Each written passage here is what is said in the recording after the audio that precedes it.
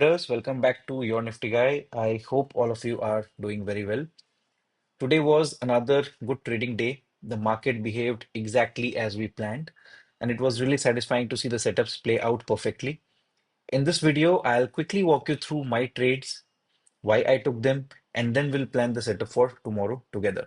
So make sure you watch till the end. And if you are finding these daily breakdowns useful, don't forget to hit that like button, subscribe to the channel, and share it with your trading friends. And on that note, we'll jump straight to the charts. Today's video I'll also be focusing on how to identify the change in the market structure, which is very evident with the recent price action. So because I could see it very, very clearly and it is very easy to explain right now, I thought I'll just briefly speak about it for 2 minutes. But we'll come to it once we complete the trade plan for the trades that we took today.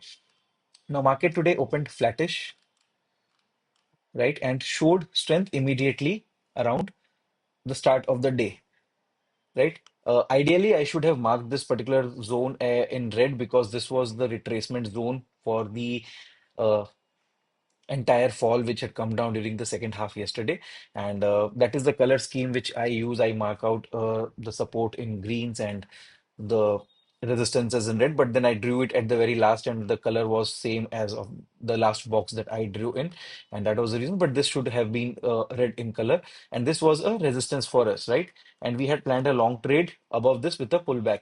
Now we did get a closing above this, we got a follow through, we got a pullback. So this was my first trade that I took at the break of this particular high at 9:35, and immediately it went, and I had placed the stop loss around the low of this particular red candle, and immediately the markets took away my stop loss.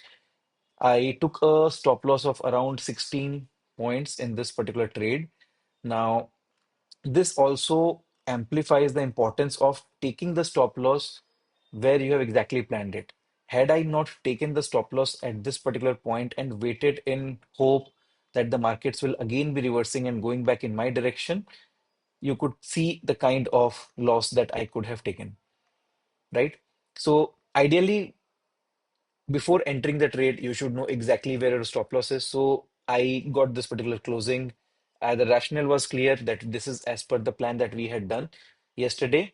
And since we were also in the mindset that this might be just an expiry move, and again, if we are to continue the up move, we can move up precisely. And this was the zone above which we were looking at creating long entries.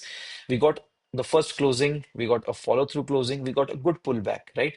And there was no reason to not take this trade. But then again, however convinced you are in your setup, you should always follow your strict stop losses. And this is exactly where my stop loss was placed. What triggered in next 10 minutes, took a small stop loss. Nothing much to be worried or concerned about. Trades like this will happen. Post this, I could clearly see that the market is taking good amount of resistance from here. This was a failed breakout precisely. And after my stop loss, markets again created a double top pattern around here. And because this is a resistance area, like I told, this should have been ideally in red color. Double top around here with the neckline being around here. This is where I entered into the second trade of the day, which was a short trade with my stop loss just above this.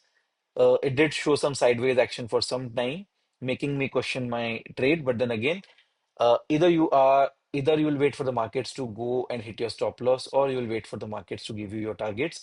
And this is what exactly happened around here. After doing some time pass, the markets did eventually go in my favor and went down.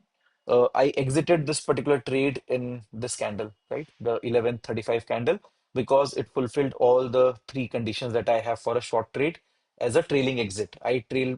Mostly I trail my trades on a candle to candle basis.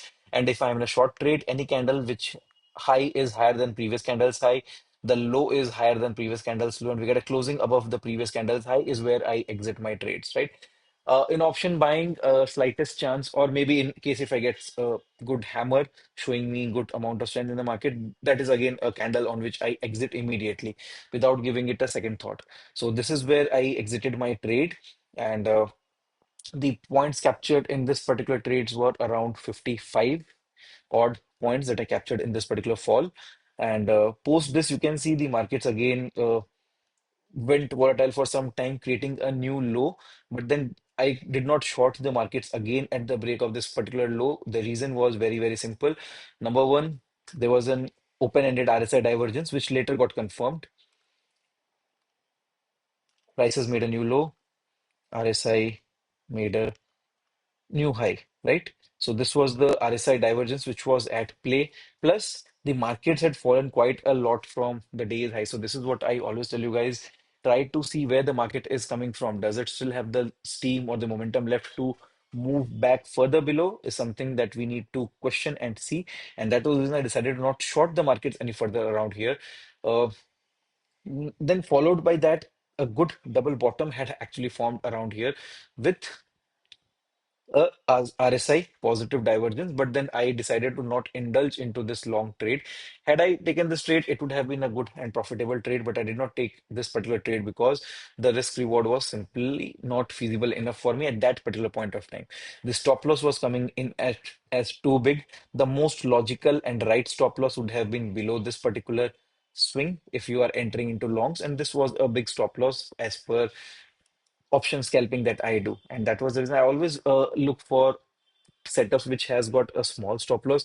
Like this particular trade had a very small stop loss, right? Just this small candle. I entered at the break of this high, and the low of this particular candle was the stop loss, right?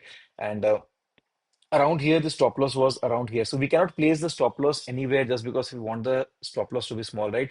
The stop loss has to be a logical one where exactly we should not be a victim of uh, market manipulation or maybe liquidity sweeps. And that is the reason why I decided to keep not enter into this particular trade. So these were the two trades that I took. One long in the morning, which SL had gone, and then again this particular short trade around here, which gave me good profits. This long trade, again, as I said, it was a valid trade, could have been taken, but because of the bigger SL, I decided to not take it because once I enter into a trade and if it would not have given this particular move in my favor and it would not have been even getting closer to the stop loss, I would have held on to it for a long period of time, which is something which I do not want to do at this particular point of time.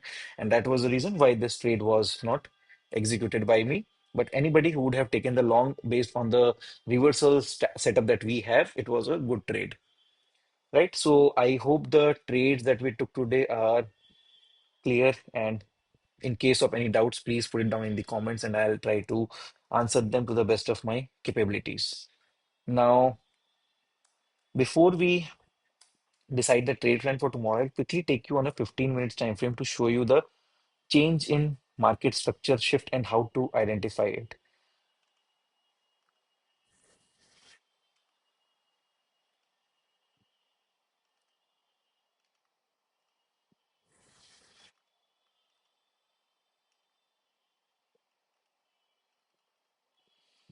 Right. So till around here, if you can see, the market was in a higher high, higher low formation. When this particular low was breached, this was the first lower low which was formed, right? This low was lower than the previous swing low. Then this swing high formed, which is lower than the previous swing high. So this is exactly where the structure had changed. Now, coming down here, we formed a lower low, a lower high, another lower low. This high was taken out immediately, but then again, there will be some minor market movements in the market. So you have to look at them like a complete swing. So you have to take this particular move as one swing instead of trying to take this small knee-jerk reaction which had come down around here, creating a smaller high, which was eventually taken out, right? So we need to consider the important highs, and this is where if we compare this particular high with this particular high, we again formed a lower high and then again we went down. And if we will also plot the Fibonacci, like I said, Fibonacci works beautifully on Nifty. I am sure you will be getting a good level, right? So exactly at around zero point 0.5 to 0.618 till around markets rejection from around these levels. It will not always be exact. So this is markets can take rejection from here, markets can take rejection from here. It all depends on the market participation. But then again, you can see, so this is a good level of taking rejection for the market. So right now, if we look at a daily time frame, like I had mentioned, even if we are to go up, even if we are to go up, we are not going to go up like a rocket like this, right? We need some retracements. So maybe right now we are in the retracement move, and this zone will still be acting and valid for us. And we will be keeping it on charts. And because a new swing has actually formed, I'll be deleting this particular zone. We do not need it any longer for now. This zone is important for us. This is the support on a daily time frame because this is the uh, zero point 0.5 to 0.618 zone of this entire up move which had come in. And in case if we are looking at the market to come down, these are healthy retracement levels, right? And again, on the 75 minutes time frame as well, the change in structure is quite pretty evident. So this is what I wanted to portray to you guys about how to identify and how you have to train your eyes into marking important swing highs and swing lows and identifying the structure and the change in structure as well, right? So till around here, like I said, my bias was on the longer side, but because we are in a retracement move on the daily time frame, we are comfortable unless we go back below this level. But then on a lower time frame, right? We take the trades on these lower time frames only, which are the 15 minutes, the 5 minutes. We do our analysis on 15, take our entries on 5 or even lower. But then on lower time frames, the structure has clearly shifted, and that is the reason why we will need to uh, look at the trading as per the uh, structure on lower as well as the higher time frames, right? So keeping that in mind, we'll keep the trade plan for tomorrow extremely simple. Now, there can be a couple of scenarios. We retrace till around these levels, form a base around here, and then again, we observe the change in structure and then we go up. We can remain sideways in this area around for some time because need not necessarily that we need to always go down and come back, and that is only what is going to happen, right? So all the scenarios are possible, but we'll take one day at a time, and based on the price action developments, we'll be planning our move for the next following day. Tomorrow's plan will be very simple again. Below this, we are short with a pullback. Again, once we are entering a short trades around here, these are the levels around which we'll be observing the price action very, very closely and deciding on how to trail our position or exit our position if we are in a short trade. Needless to say, below this, we are short. Around here, based on positive price action, only we can look at creating long entries, but then we have to also observe the structure on 15 or 5 minutes time frame and the change in that, as well as if we are taking this particular trade and the structure change has still not happened, but then again, we of course we in case if the market is showing us strength, we will be entering at a support area. The market showing strength, we will be entering into long trades. We will be entering with lower quantities, and we will be trailing our uh, entries very, very tightly, right? Now, for tomorrow, again, for any long entries, I will wait for this particular swing to break. If this does, it will also form a good double bottom around here. And that is the reason we need this particular swing high to be taken out with a pullback. We can take a long entry. In between this zone, I will avoid any trading. This will be a clear no trading zone for me, right? So this is the simple trade plan for tomorrow. So that's it for today, guys. The market followed our plan beautifully, and days like these remind us why preparation matters so much.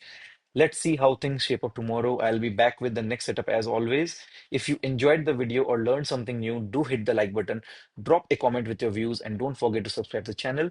See you in the next one. And as always, trade safe and stay disciplined. Cheers, and thanks for tuning in.